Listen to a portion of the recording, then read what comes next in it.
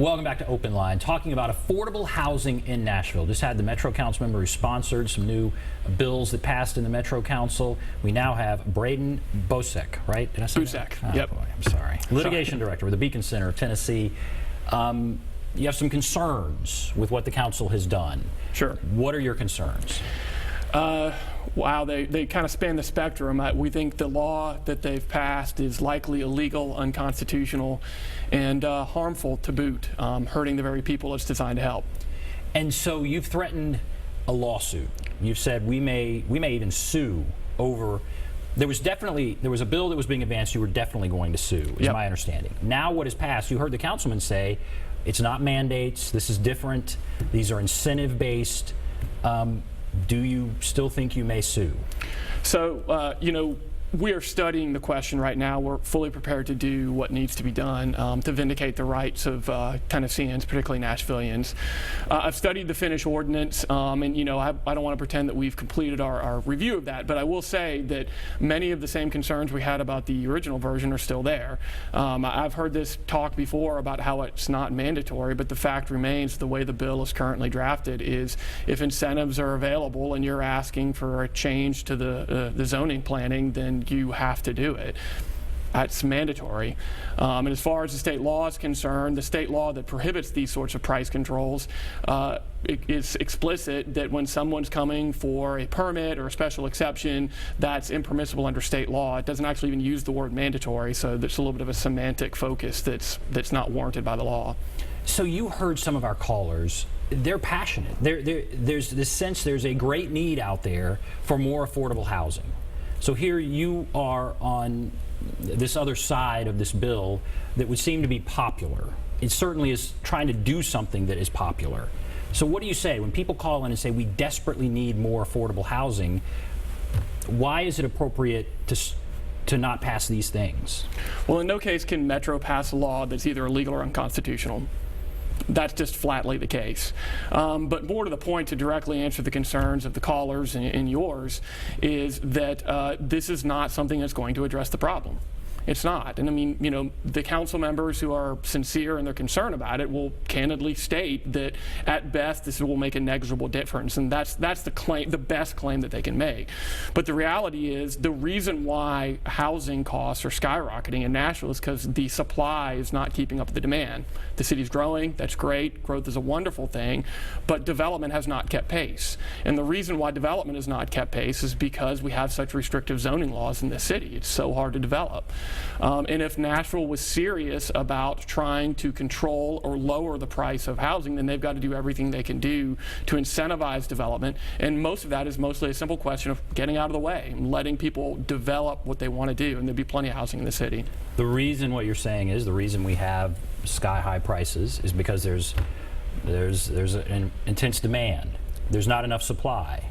So what you're saying is we need to let more development take place, which again could be a controversial thing, but what you're saying is if there were more development, prices wouldn't be so high. Absolutely, and I appreciate that. Increased development presents problems of its own. That's certainly true.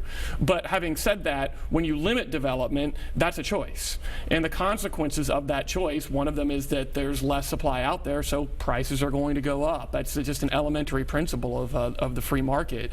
So if Nashville really wants to get prices down, then they've got to choose to incentivize development and put that ahead of some of the concerns that come with too much development. And it just should be underscored that if Nashville doesn't want development, that represents a choice. And that choice comes at the expense of the people that we're hearing from today. It protects people who have existing wealth and existing property, but it makes it very hard for people who are aspirational and who don't have existing wealth. So you heard the councilman say, well, this is not that unusual when we have a developer come and say he wants to build an apartment complex, we say, well, you have to put in a sidewalk or you have to put in a certain number of parking spaces. There are some demands that are placed on that developer. Now what they would be saying is, well, and I guess they're even going to incentivize it, you would have to make some of these units affordable.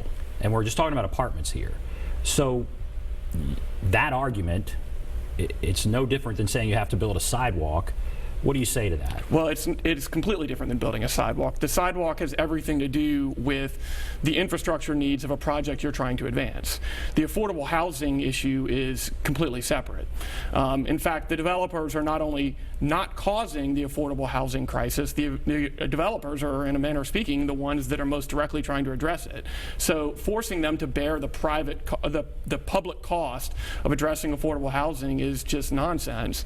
And that's really where the constitutional concern comes into play. Essentially, if we have a crisis in affordable housing and that is a public problem, then the city is not able to foist the responsibility for that on private parties.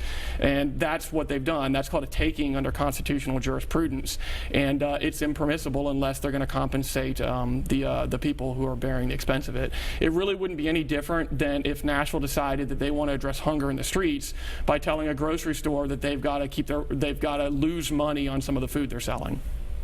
So how do we solve this? It sounds like you're saying the way to solve it is just build as many units as we possibly can build, and then the demand will come down. The more supply there is, then it will address the demand, and that's what brings prices down. And that's going to be tough for a lot of people. That's not what they want to hear. Well, I agree that some people are just going to be against density, but again, that represents a choice. And that choice is one to prioritize existing homeowners and people with existing wealth at the expense of people who are aspirational. And I'm not even suggesting that those priorities are misplaced or incorrect, but I am saying that the responsibility for that choice is borne by the city council if they want to have restrictive zoning. And it's therefore wrong and even unconstitutional for them to put that responsibility of addressing it on a private party. It's just as wrong as if they said that you or I's 401k was appreciating too much and said you're making too much money on your investment, and we're going to put a stop to that. All right, we'll take a couple calls here. Let's go to Marilyn. Hello, Marilyn. Are you there, Marilyn? Yes. Hi, go right ahead. Yeah, I would like to know what do he call affordable? Yeah, what point is something affordable? But if a person getting like 870 Social Security. Mm-hmm. All right, and we try to get into this. How do we answer that question? Sure. Well, the standard of affordability is defined by Metro. It's in their code and the studies that they've done. But essentially, it relates to the cost of housing relative to the average median income. And interestingly, was it Maryland? Right. I think Maryland, to answer your question, Nashville's own study found that under their criterion, 55% of the housing in Nashville was affordable as pertains to the average local income. That's, in other words, over half of the housing in Nashville is affordable under their own study. And if you do, that's 2013 numbers, and if you do greater regional area, then I think it's 60-something% of the housing is designated as affordable under Metro's own study. But I would be surprised if that were true of new housing. I mean, what we're talking about, these new condos being built, these new houses being built, there's not a lot of what I would consider affordable housing being built there. Well, if you're talking about new housing, I'm not sure that we have a public problem if there's a lack of new housing being built. I mean, I would agree with you that I think it's a public problem if there's a lack of housing out there, but, I don't know that I've ever lived in a new house, frankly. Right. And so this notion, to answer your question, and you're not the first to ask it, it has to do with a percentage of your income. Yes, that's how they are defining what is affordable. And it can be debated a great deal, but that's how they're defining that. Yeah, right, and Councilman Bendy made the distinction, too, that it is a distinct concept from, I think, poverty. It's not the same thing. It's more of a tier that is for your firefighters, policemen, teachers, people in that income bracket. Let's go to Taylor. Hello, Taylor. Hello. Go right ahead. I'm glad you got both sides of this debate going tonight, Ben. There's a problem with this, and they've had these before in one form or another, and it seems like that the ones that wind up with the affordable part and the best buildings are insiders, the nephew of a councilman, people with a connection. You're saying they're the ones that get the affordable units? That's right, and let me go on to say this. Let's say a couple wants to buy one of the new condos that everyone else has paid $180,000 for, let's just say that, on a 2-bedroom condo near downtown. And another couple that maybe is a clerk in the police department or a teacher or something.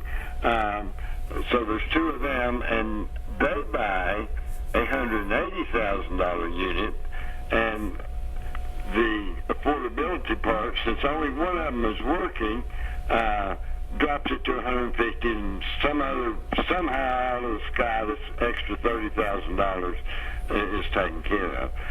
Now, only one of the 2 is working. What happens is the other one is a first-year law student, and in 2 years will, or 1 year, graduate and Right. be making $60,000 a year.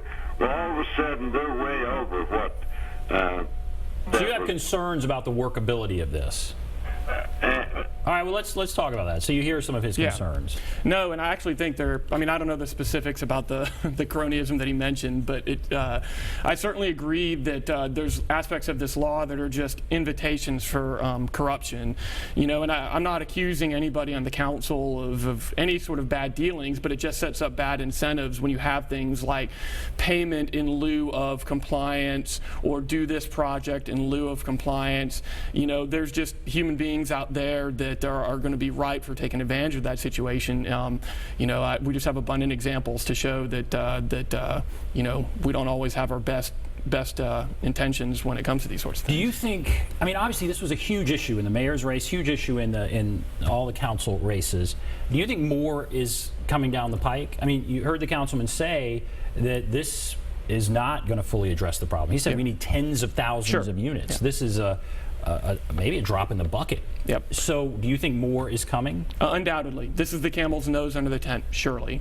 And it bears mentioning that everybody who was involved in this bill, everybody on the committee, you know, this was sort of a compromised, watered-down bill. This was all they could get at this point in time, but everyone's intentions are to come back for more, which is part of the reason why it really, if it's, given the fact that it is illegal, unconstitutional, counterproductive, it needs to be stopped now.